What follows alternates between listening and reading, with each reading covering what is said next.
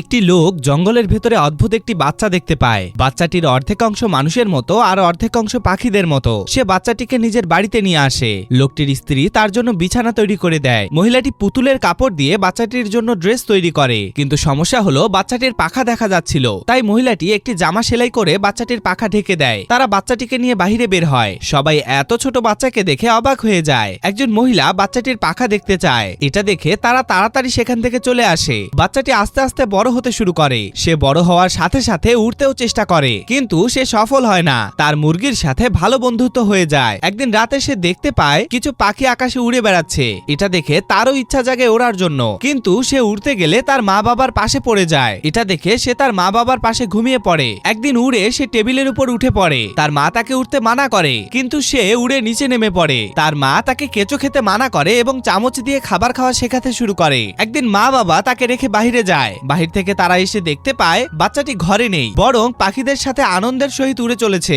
এটা দেখে মা বাবা তার পিছু নিতে শুরু করে।